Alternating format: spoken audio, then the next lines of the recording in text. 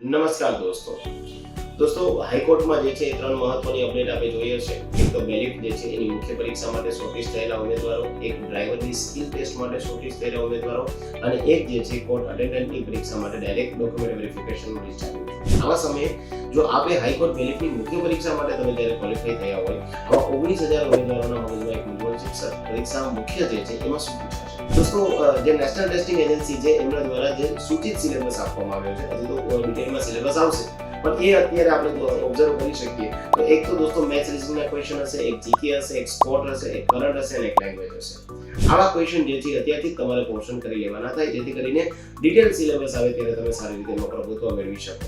આના માટે સ્પેશિયલ ગણિત ગાઈડન્સમાં જે છે એક કોર્સ લોન્ચ કરેલો છે. આ કોર્સ આપ લઈ શકો છો અને આપની સફળતાને જે છે બૂસ્ટઅપ કરી શકો છો.